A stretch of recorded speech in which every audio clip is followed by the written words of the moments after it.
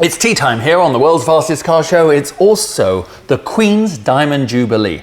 Now, as I am quite obviously an ambassador for my once great country, out here in this lonely little outpost I like to call Southern California, I need a vehicle that is truly going to allow me to honour my Queen.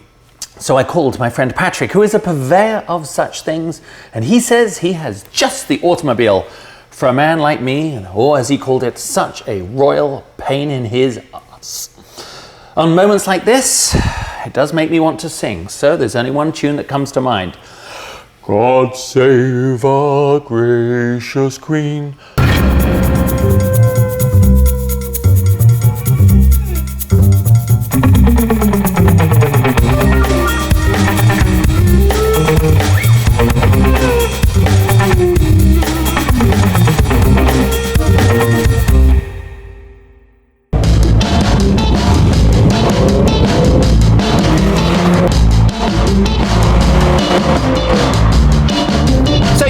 Why would you bring a perfectly respectable British car like this out to a racetrack? Well, like any other high-performance car, you actually can't get the most out of it when you're on the open road. You just can't hammer it like you need to. And as the Queen would say, this is a car that deserves to be given some welly.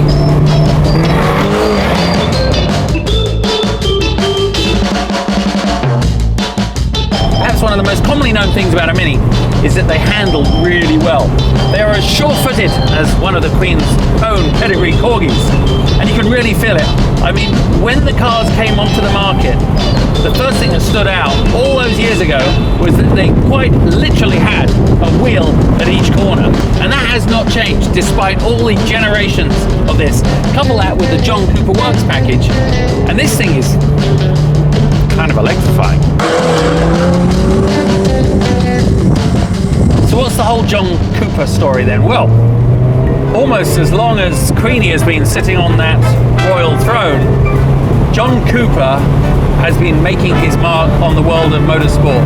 It all started pretty much when he put an engine for the first time in the back of a racing car, and then he was invited along to the Indianapolis 500, went there, I think it was with Jack Brabham, and completely decimated everybody, and that spelled the end of front engine Indy cars.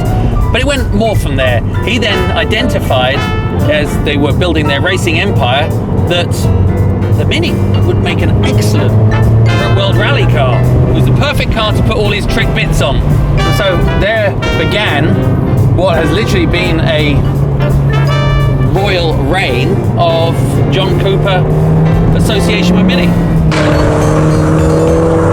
Quite obviously in a car this small, you can't have a big engine.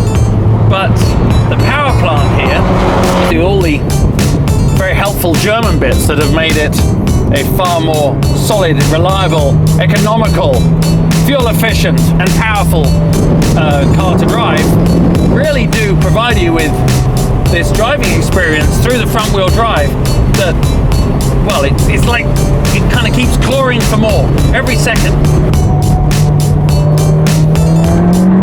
Front wheel drive, of course, it kind of creates this understeer, this push all the way through the corners, but you just have to back off a little bit, get back on it, and of course it regains its original line. But it's actually really safe, especially in the wet, just slippery. I guess this is the perfect example of power to weight ratio. Check back each week for more on your eBay Motors mobile app. And for even more World's Fastest Car Show action, click over to ebaymotors.com/WFCS, as in the World's Fastest Car Show.